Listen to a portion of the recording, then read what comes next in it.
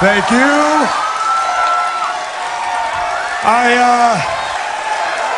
I guess you can say I've had an okay week. Who the hell am I kidding? I had a great week. I woke up today and I thought to myself, boy, is it a great day to be great, and is it a great day to be the new world heavyweight champion. Now I'm supposed to come out here and talk about what a great achievement this is for me personally. And it is. I proved everybody wrong. I proved that nothing's impossible. But you see, this wasn't just a great moment for Austin Aries. This wasn't just a great moment for Impact Wrestling. This was a great moment for the professional wrestling industry. You see, everybody knows wrestling. All right, people. Okay, thank you. Thank you. Thank you. I can barely hear myself talking, so I'm going to ask everyone to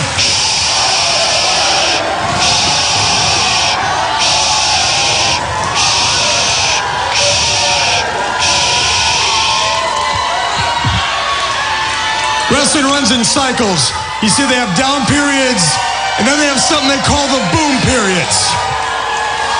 And for the last 8 months, there's been a buzz going on about Impact Wrestling.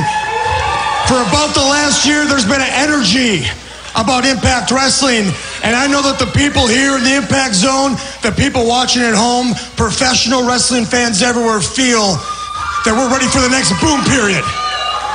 And Austin Aries is the man to lead Impact Wrestling and professional wrestling into the next boom period. You see, my victory at Destination X, it was bigger than this company. You see, I got messages, I got texts, I got phone calls from Hollywood celebrities, from NFL athletes. I even got congratulations from world champions from other wrestling promotions, congratulating me on my accomplishments.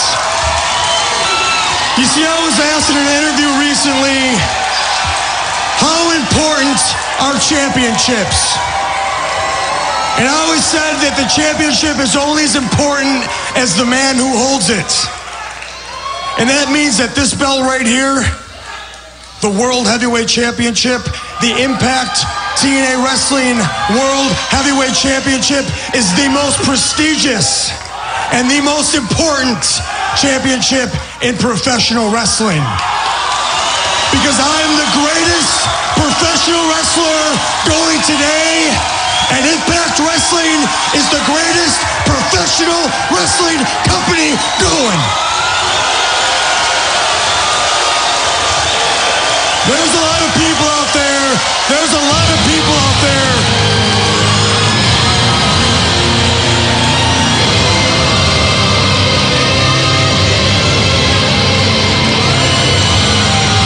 Well, just when everybody was joining in the celebration for the new World Heavyweight Champion, Austin Aries, the party interrupted by an uninvited guest, the former World Heavyweight Champion, Bobby Roode. Now, Bobby, I know you're used to coming out here whenever you feel like it,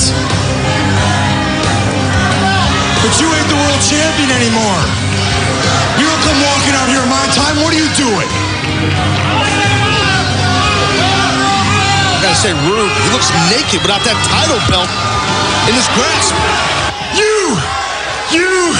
All of this, last Sunday, the win, all of this, all of it. One word.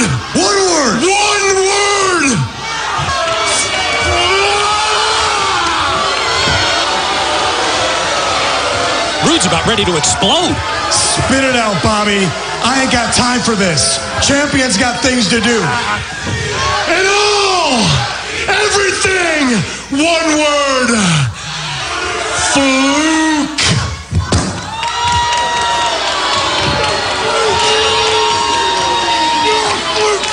That was a fluke. It was a fluke.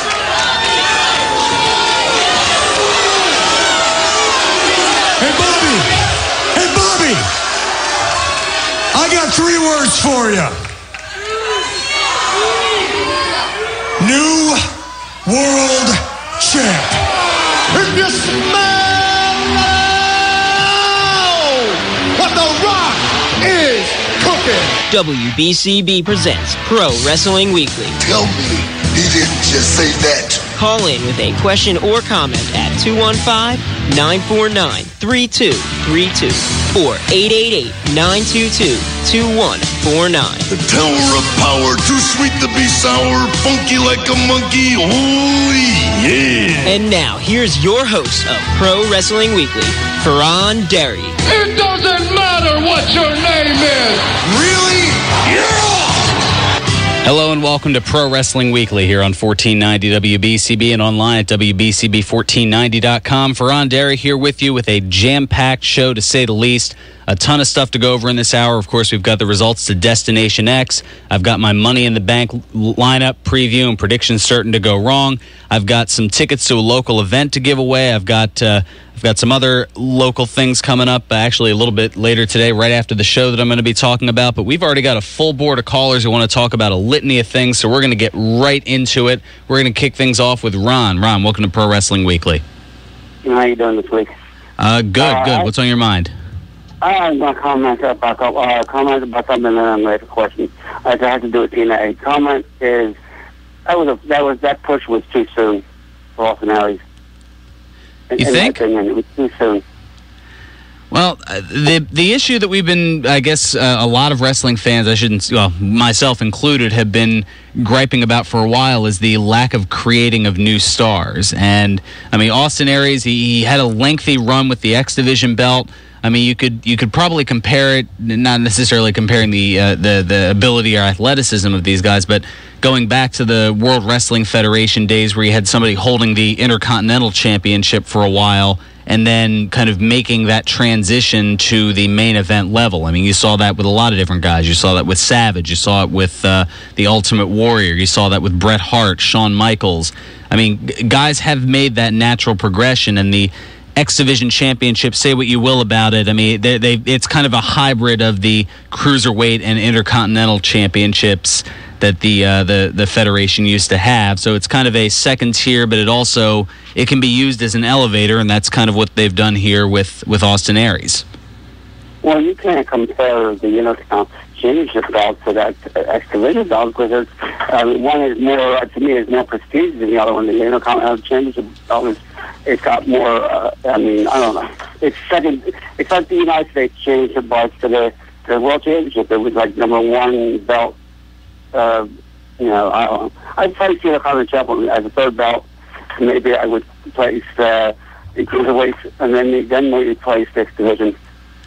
Well, I mean, you can't compare the lineages of the two, obviously. I mean, the World Wrestling Federation had a 23-year head start. The Intercontinental belt was introduced in 1979, whereas the X Division belt, 2002. So obviously, they had a bit of a head start to create that lineage, create that history, create that prestige.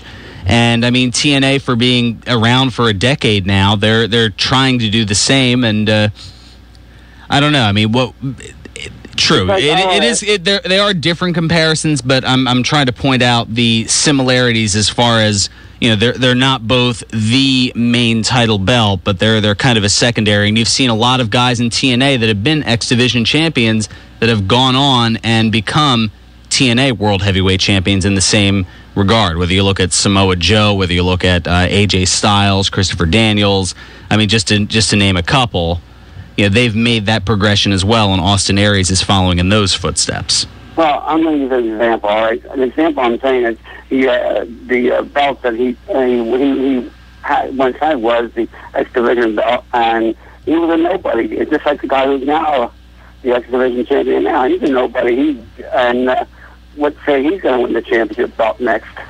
Well, it's a matter of working on character development. I mean, you've got the lengthy storyline that really won't be furthered until Jesse Sorensen is fully healed, but Zema Ion taking out Jesse Sorensen a few months ago, causing that neck injury that required the surgery, and I mean he's going to be out for close to a year. So I mean Sorensen is expected to make a full recovery, and when he comes back, he's going to have a hero's welcome. You've got a great, huge storyline that you can work a rather lengthy feud into, because this feud's already been built with him putting Sorensen on the shelf and in the hospital. Now, I want to comment on something that Dan from Chicago did on Facebook to me this week. He stated that his opinion, he thinks going to it, and he attacked the Hulk Hogan and Sting, he thinks it's headed by Jeff Jarrett. What's your take on that? Oh, the Aces and Eights group. Well, we haven't seen. Jeff Jarrett could be making a comeback, but I would start. He left the company. And that was the end of him. But I'm hearing almost all week that Jarrett is on his way to replace Hulk Hogan. Well, it certainly makes sense. I mean, I have no confirmation one way or another, and even if I did have some sort of a spoiler, I mean, you've listened for a long time, you know that I hate revealing spoilers because I hate taking away that surprise factor. So even if there was something that I did know, I wouldn't let it out there because I want to be surprised just like I want you guys to be surprised. I too, but I hear the spoilers too. But you see, I'm hearing also the Hulk Hogan's going to the knife again for the back. Wouldn't surprise me if Jeff Jarrett came back in that role again. Well, a lot of people predicted, and this could be something, there's still a few months to go in this direction, but a lot of people predicted that when Sting was announced at Slammiversary to be the first inductee into the TNA Hall of Fame, that there would be potential feud or storyline involving jealousy on Jeff Jarrett's part, considering that he and his father, Jerry Jarrett, created the company 10 years ago, so obviously he's been the face of the franchise for quite a while, and there could be a feud of just Jarrett feeling snubbed that he should be the first inductee, considering that it was his company to start. Well, you want my opinion on that? I'll give you my opinion on that. Even if I didn't, you're going to give it to me anyway, so go ahead. It's kind of strange for me to say this, but you see, I know I like Sting and all, and I contacted like Jeff Jarrett, but I would say you're right about Jeff Jarrett. He should have been in the Hall of Fame before Sting, because Jeff Jarrett, like you said, he founded the company, his father founded the company. Why not? I agree. Yeah. I mean, it's just not normal for me to agree something like that, but yeah, Jeff Jarrett was something. He was the first one out in the shoot. He made the company what it is. And Hulk Hogan's only been, not even a year? Hogan's been around for a couple of years now. I think it was 2010 is when they made the switch over to the Monday nights, and they moved from the 6-sided ring to the 4-sided ring. So it's been as crazy as it sounds, it's been about 2.5 years now with Hogan at the helm. Well, I'll tell you, if they had to take a poll on Facebook, the person would say, bring back the 6-sided ring again. I missed that. That's what made TNA. It made it what it is, and right now it's like any other organization out there.